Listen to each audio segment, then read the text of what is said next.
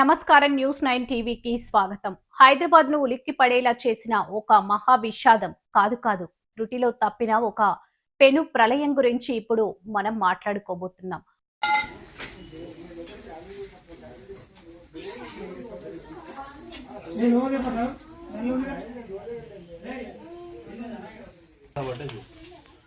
దీని తలుపు సార్ ఇది పగిలిపోయింది, లోపలికి వెళ్ళిపోయింది. బాత్రూమ్ గోడ యాక్చువల్లీ గోడ ఈ గోడ అంటే ఇక్కడ ఏదో అయింది, ఇక్కడ ఇక్కడనే ఏదో అయ్యి ఉండాలి. సిలిండర్ అట్లా సిలిండర్ ఇంటాక్ట్ ఉన్నది చూడండి. అదే సిలిండర్ ఓకే కరెక్ట్ ఉంది. కింద అంటున్నారా? ఏం లేవు అన్ని ఇట్లా. ఇప్పుడు దీని కింద ఎగ్జాక్ట్ ఎవరు ఉంటారు? కింద మేము ఉంటాం. మీకు ఇట్లా క్రాక్స్ రావడం? క్రాక్స్ ఏం లేవు, మామూలుగా గోడది పెయింట్ ది క్రాక్స్ ఊడిపోయినాయి అండ్ అన్ని కబోర్డ్స్ అన్ని ఓపెన్ అయిపోయినాయి.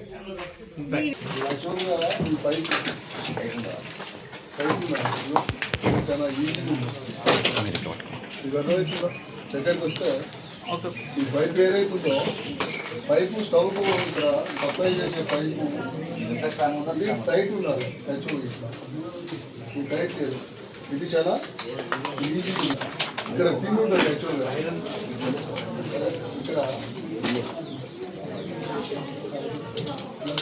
ఇక్కడ దీన్ని టైట్ చేసే పిన్ కూడా ఉంటుంది. లాక్ చేసే పిన్ కూడా లేదు. ఈ పైప్ ఇది ఫస్ట్ పాయింట్. ఇక్కడ ఏదైతే ఈ రెగ్యులేటర్ ఆన్ ఆఫ్ ఉంది కదా, ఈ ఆన్ ఆఫ్ పూర్తిగా ఆఫ్ చేయలేదు. ఇది స్లైడ్గా ఉంది ఆఫ్. స్లైడ్గా ఆఫ్ ఉండటం వల్ల ఇక్కడ నుంచి ప్రాథమికంగా అంచనాన్ని బట్టి ఇక్కడ నుంచి గ్యాస్ స్లోగా ఇది లీక్ అవ్వకుండా వచ్చింది. ఈ గ్యాస్ సిలిండర్ వచ్చి 3 months వస్తుంది అక్కడ యాక్చువల్గా వాళ్ళకు. దీన్ని 14.2 నెట్ వెయిట్ ఉంటుంది అందాజా. దాంట్లో ఇప్పుడు 1 month అయింది. అంటే 1 month వచ్చే గ్యాస్ 1 month అయింది. 1 month అయితే ఇప్పుడు దాంట్లో 5 to 10% ఉంది సుమారుగా. లేకపోతే ఏముండాలి, 1/3 ఉండాలి. అంటే లీక్ అయింది అనడానికి ప్రాథమిక ఆధారాలు కనపడుతుంది. లీక్ అయింది అనడానికి ఇక్కడ ఇది పూర్తిగా ఆఫ్ చేయకపోవడం ప్లస్ ఇక్కడ 1/3 ఉండాల్సిన గ్యాస్ 5 to 10% ఉన్నాం దాంట్లో గ్యాస్ సిలిండర్. దీంతో గ్యాస్ స్లోగా లీక్ అయ్యి ఈ రూమ్ని ఆక్యుపై చేసి ఇక్కడ దీపం ఉంది, ఇక్కడ ఫ్లేమ్స్ ఉన్నాయి. ఆ ఫ్లేమ్స్ ఎఫెక్ట్ అయ్యి ఏదైతే ఈ ఎయిర్ లైన్ ఉందో గ్యాస్ దాని ఎఫెక్ట్ తోటి కొట్టేసి గోడలు కొట్టేసి దాంతో లాస్ట్ అయిందని ప్రాథమికంగా అర్థమవుతుంది.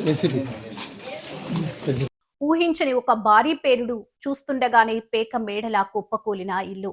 అసలు ఈ పేలుడు ఎలా జరిగింది, ఎందుకు జరిగింది, దీని వెనుక ఉన్న ఆ నాణ్యత లేని నిర్లక్ష్యం ఎవరిది?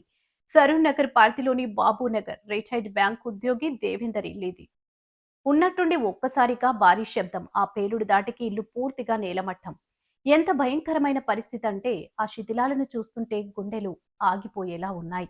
కానీ ఇక్కడే ఒక అద్భుతం జరిగింది. ప్రమాదం జరిగిన సమయంలో కుటుంబ సభ్యులంతా ఇంట్లోనే ఉన్నారు. అయినా కూడా ప్రాణ నష్టం జరగలేదు. ఇది నిజంగా దేవుడి దయ. అంతేకాదు ఇంట్లో ఏకంగా 3 గ్యాస్ సిలిండర్లున్నాయి. ఆ పేలుడికి ఏమాత్రం ఆ సిలిండర్లకు మంటలు అంటుకున్న చుట్టుపక్కల ప్రాంతం అంతా శ్మశానంగా మారేది. కానీ అదృష్టవశాత్తు అవి పేలలేదు. మరి గ్యాస్ సిలిండర్లు పేలలేదు సరే, అసలు ఆ ఇల్లు ఎందుకు పేలింది?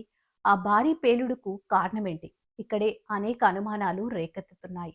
ప్రజల ప్రాణాలతో చెలగాటమాడుతున్న నాణ్యత లేని వస్తువులేంటి? ఇల్లు కట్టే మెటీరియల్ దగ్గర నుంచి ఇంట్లో వాడే ఎలక్ట్రానిక్ వస్తువుల వరకు ఎందుకు ఇంతలా కల్తీకి పాల్పడుతున్నారు? కాసుల కక్కుర్తి కోసం సామాన్యుల ప్రాణాలను బలి తీసుకుంటారా?